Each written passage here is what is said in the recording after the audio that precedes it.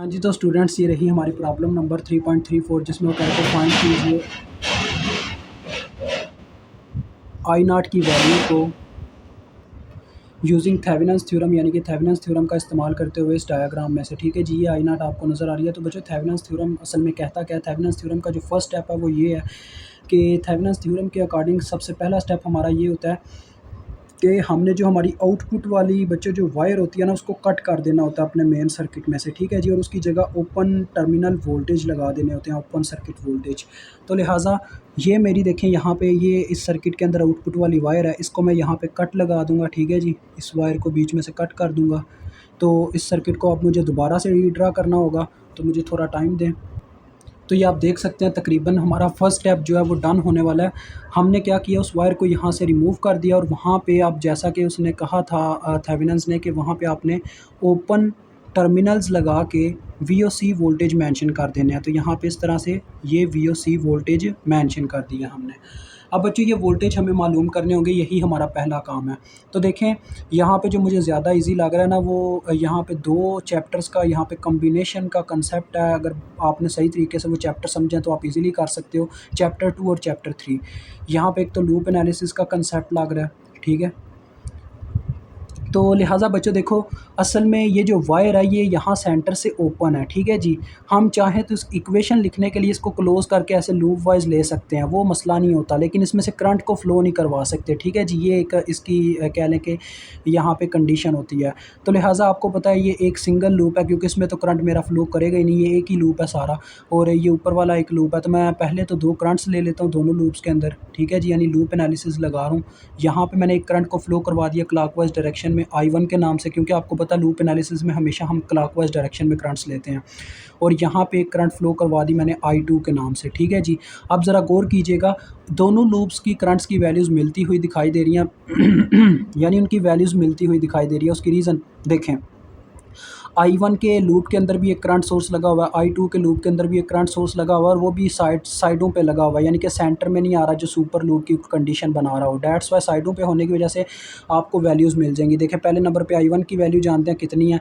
तो देखो बच्चों आपने ऐसे फ्लो करके देखना, अगर तो डायरेक्शन अपोजिट हुई तो बस न्यूटन का लॉ लगेगा कि एक्शन और रिएक्शन मैग्नीट्यूड में तो इक्वल हो सकता है, लेकिन डायरेक्शन अपोजिट होने की वजह से आपकी वैल्यू माइनस में लिखी जाएगी। तो देखें ऐसे हम I1 को अगर ऐसे फ्लो करके चेक करें, तो जब वो इस वायर में आ रही होती है तो वो ऐसे फ्लो करके यानी कि ऊपर की तरफ यहाँ पे आके मूव कर रही होती है। I1 डायरेक्शन आप चेक कर सकते हो, ऐसे ऊपर की तरफ मूव कर रही होती है, जबकि ये नीचे की तरफ जा रही है करंट।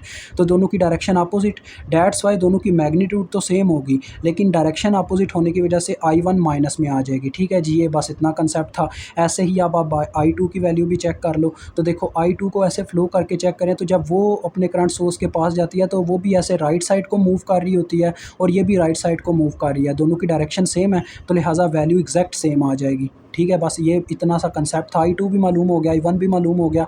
तो हमें क्या करना होगा, मैं आपको बताता हूँ हमें क्या करना होगा। देखें सिंपल सी बात है बच्चों, मैं ना इस 1 किलो ओम रजिस्टर के क्रॉस ना इसके वोल्टेज पहले मालूम कर लेता हूँ, ऐसे वोल्टेज मेंशन कर देता हूँ इसके क्रॉस, अपनी मर्जी से उनके टर्मिनल ले लेता हूँ, ऊपर पॉजिटिव का नीचे नेगेटिव का, और V1 नाम दे देता हूँ। यानी कि मैं कहता हूँ इस रजिस्टर में से जब कोई करंट गुजरती है इसमें V1 के नाम से वोल्टेज प्रोड्यूस होते हैं। ये मेरी मर्जी है बच्चों, मैं जिस तरह से मर्जी साइन लूँ, क्योंकि जिस तरह से एक दफ़ा ले लूँगा उसी तरह से आगे वो ट्रीट किए जाएंगे और मुझे आंसर एग्जैक्ट वही मिलेगा, चाहे आप इसका उल्टा कर लो, लेकिन आप फिर उसी तरह से उसको ट्रीट करोगे।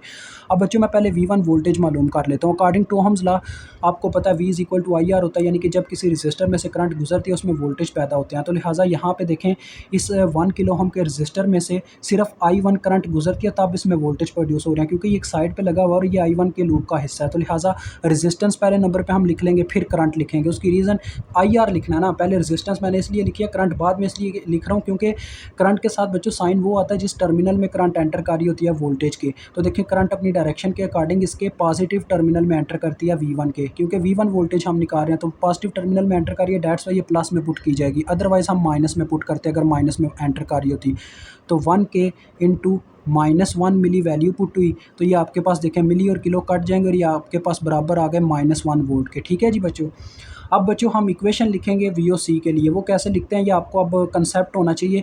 बच्चों हम चाहें तो ऐसे भी यानी कि एक लूप चलाकर वीओसी की इक्वेशन लिख सकते हैं, यहाँ पे भी एक लूप चलाकर वीओसी की इक्वेशन लिख सकते हैं, ठीक है जी। ये असल में ना ओहम्स लॉ का एक कंसेप्ट होता है जैसे लिखी जाती है, लेकिन मेरा तरीका ये है मैं केवीएल की मदद से आपको सिखा देता होता हूँ। तो देखो आप कंसीडर करो हमने यहाँ पे करंट को फ्लो करवाना शुरू किया इतने से हिस्से में, ठीक है जी। क्योंकि ये 2 लूप्स बन सकते हैं ना, अगर इसको क्लोज़ किया जाए तो करंट इनके सेंटर में भी ऐसे फ्लो करना स्टार्ट कर देगी, ठीक है। तो यही समझो, हमने जब इसको ऐसे क्लोज़ किया तो यहाँ से हमने चलना स्टार्ट किया, ठीक है। जैसे I1 फ्लो कर रही है, यहाँ से ऐसे चलना स्टार्ट किया, करंट सबसे पहले नंबर पे इसके नेगेटिव टर्मिनल में एंटर होती है, तो ये आगे माइनस वीओसी। मज़ीद आगे बढ़ते हैं तो करंट इस तरफ जाना स्टार्ट करती है और करंट इसके पॉजिटिव टर्मिनल में एंटर होती है, तो ये आगे +6।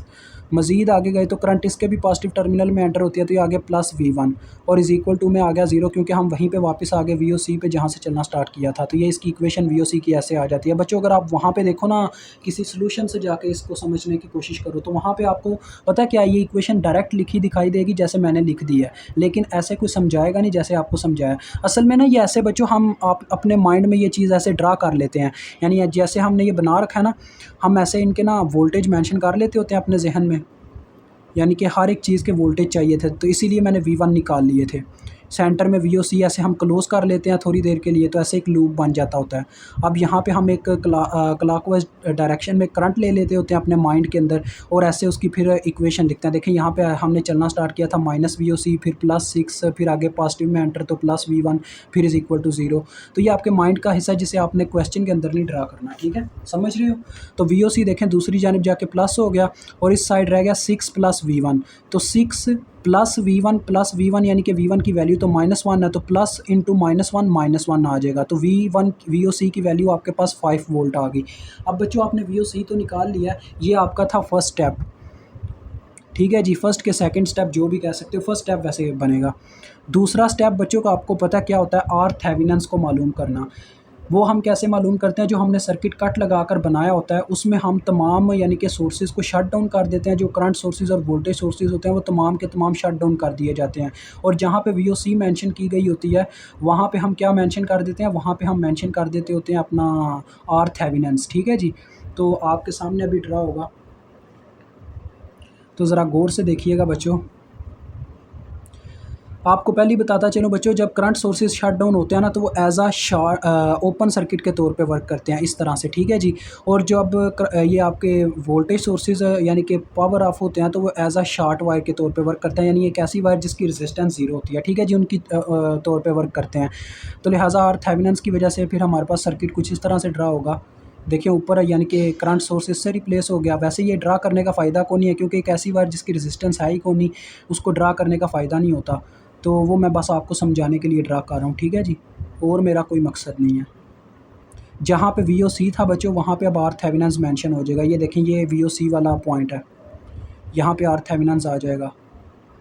ये देखें, ये वायर शॉर्ट हो गई, यानी यहाँ पे आ गया R = 0 किलो ओम, क्योंकि ये वो वोल्टेज सोर्स शट डाउन हो गया। यहाँ पे 1 किलो ओम है, और ये आपका 1 किलो ओम वाला रजिस्टर, और ये भी शट डाउन होने की वजह से एज ओपन सर्किट के तौर पे वर्क करने लग पड़ा है।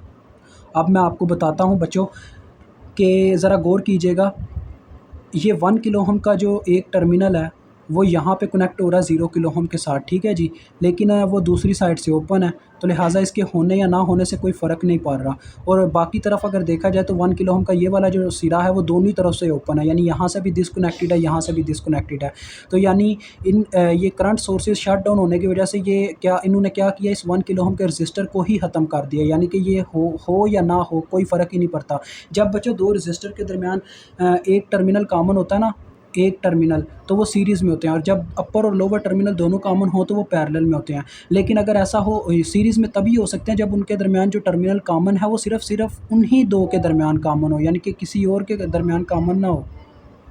तो लिहाजा सिंपल सी बात है, यहाँ पे देखें, ये जो 1 किलो ओम का एक सिरा यहाँ पे आके कॉमन होने की कोशिश कर रहा था इसके साथ, वो क्या हुआ जी, वो यहाँ पे इसके साथ भी कॉमन हो गया, तो ये दोनों सीरीज़ में तो रहे नहीं। तो यानी इसके होने या ना होने से फ़र्क नहीं पड़ रहा, ये 1 किलो ओम का रजिस्टर बीच में से रिमूव हो जाएगा, ठीक है जी, ख़त्म हो जाएगा। तो लिहाजा आपके पास जो पीछे सर्किट रह जाएगा वो बस इतना सा रह जाएगा, जो मैं पहले भी ड्रा कर सकता था, लेकिन आपको समझाने के लिए मैंने बड़ा करके ड्रा किया। बस इतना आपके पास सर्किट रह जाएगा। ये जो रजिस्टर है ना, ये बीच में ही ख़त्म हो जाएगा, इनकी वजह से ये जो वायर्स खाली रह गई हैं, ऐसे आपके पास ये आ जाएगा। ठीक है जी। अब आप सामने देख सकते हैं आर थेवेनिन डायरेक्ट सीधी नज़र आ रही है, एक ही रजिस्टर लगा हुआ है, जिसका मतलब है आर थेवेनिन 1 किलो ओम के ही बराबर है। ठीक है जी। तो बच्चों अब हम मूव करेंगे इसके तीसरे स्टेप पे, third step of Thevenin's theorem. तो बच्चों थेवेनिन्स थ्योरम कहता है जब आर थेवेनिन्स आपको मालूम हो जाए तो उसके बाद इसका मेजर सर्किट ड्रा कीजिए, जिसके अंदर हम क्या करते हैं जी, वीओसी, जिसके अंदर यानी कि उसका कहना है कि वीओसी जो आपने वोल्टेज सोर्स मालूम किया उसके साथ, वीओसी पहले मेंशन कर लें, उसके साथ अपनी आर थेवेनिन्स रेजिस्टेंस को सीरीज़ में लगाएं। सीरीज़ में कब होते हैं, जब एक वायर का टर्मिनल कॉमन होता है। तो ये देखें इन दोनों के दरमियान एक वायर का सिर्फ टर्मिनल कॉमन है, तो ये अभी तक तो सीरीज़ में ही है। लेकिन अगर मैंने दूसरा टर्मिनल कॉमन कर दिया तो ये पैरेलल में हो जाएंगे, लेकिन वो मैं कॉमन नहीं करूँगा। क्यों? क्योंकि देखें ऐसे मैंने ये सर्किट इसका ड्रा कर दिया, ठीक है जी, और ये दोनों सिरे अभी खाली छोड़ दिए। क्यों खाली छोड़े? क्योंकि बच्चों यहाँ पे हमने वो वायर ला के कनेक्ट कर देनी है जो हमने कट की थी। कौन सी कट की थी? ये वाली वायर कट की थी जी, 1 किलो ओम वाली, जिसमें आई नॉट फ्लो कर रही है, जिसे हमने मालूम करना है। तो ये बच्चों ओवरऑल पूरा प्रोसीजर है अपने थेवेनिन्स थ्योरम का। ये आई नॉट इसके में फ़्लो कर रही है, इसको हमने मालूम करना है, ये 1 किलो ओम है। तो चलें मालूम करते हैं। देखो बच्चों हम यहाँ पे देखें तो ये एक सिंगल लूप है जिसमें एक ही करंट फ़्लो कर रही है। अगर हम एक करंट इसमें लेते भी हैं क्लॉकवाइज डायरेक्शन में, आपको पता है जैसे कि हम हर दफ़ा करंट को फ़्लो करवाते हैं, तो देखें ऐसे फ़्लो करके अगर चेक किया जाए तो उस इस क्लॉकवाइज और इसकी, यानी कि इस ये कोई भी करंट अगर इसका नाम रखा भी होता हमने, तो उसकी और ये आई नॉट की डायरेक्शन सेम हो रही है, यानी यहाँ पे आके ये भी नीचे मूव कर रही है और ये भी नीचे मूव कर रही है। तो बच्चों वो करंट और ये करंट बिल आपस में इक्वल होंगी। जैसे वहाँ पे हमने निकाली थी ना I2 और उसकी डायरेक्शन सेम थी तो वैल्यू सेम थी, ऐसे ही यहाँ पे भी चक्कर होगा। लेकिन इसलिए आपको वेरिएबल कोई दूसरा रखने की ज़रूरत ही नहीं है, आप डायरेक्ट आई नॉट ही रख दो, क्योंकि आपको आई नॉट की वैल्यू चाहिए तो आप आई नॉट ही वेरिएबल रखो, इसके ऊपर KVL लगाओ, आई नॉट मालूम कर लो। क्या ज़रूरत है बाद में लिखने की कि आई नॉट इस वेरिएबल के बराबर है जो कि इस वैल्यू के बराबर है, लें जी आपका आंसर आ गया। ऐसे करने की क्या ज़रूरत है, डायरेक्ट आई नॉट पे फोकस करते हैं। तो हम यहाँ से चलना स्टार्ट करते हैं, KVL अप्लाई करने लगे हैं, ठीक है जी, यानी हमने हर कंपोनेंट के वोल्टेज लिखने हैं। यहाँ से हमने चलना स्टार्ट किया, सबसे पहले करंट इसके नेगेटिव टर्मिनल में एंटर करेगी, तो ये आ जाएंगे माइनस में, -5। मजीद आगे बढ़ते हैं तो करंट इस रजिस्टर में से गुजरेगी, और एक रजिस्टर के वोल्टेज कैसे लिखे जाते हैं जी, आप सभी जानते हैं। एक रजिस्टर के वोल्टेज लिखने का फार्मूला होता है करंट इंटू रजिस्टेंस, यानी ओहम्स लॉ। तो इसका आ जाएंगे हमारे पास वोल्टेज 1 के आई नॉट। मजीद आगे बढ़ते हैं तो इस रजिस्टर में से करंट गुजरती है आई नॉट, तो ये भी इसके भी वोल्टेज ऐसे ही आ जाएंगे 1 के I naught. Current into resistance is equal to 0, क्योंकि चक्कर मुकम्मल हो गया, जहाँ से हमने चलना स्टार्ट किया वहीं पे वापस आ गई, ये बन गया 2 के आई नॉट। -5 दूसरी जानब जाके +5 हो गया, और आपके पास आई नॉट की वैल्यू आ जाएगी 5 डिवाइडेड बाई 2 के, यानी इधर मल्टीप्लाई उधर जाके डिवाइड, और ये बन जाती है आपके पास बच्चों 2.5 मिली एम्पेयर। ये आपका आंसर आ गया जी। मुझे उम्मीद आपको समझ आ गई होगी। खुदा हाफिज़।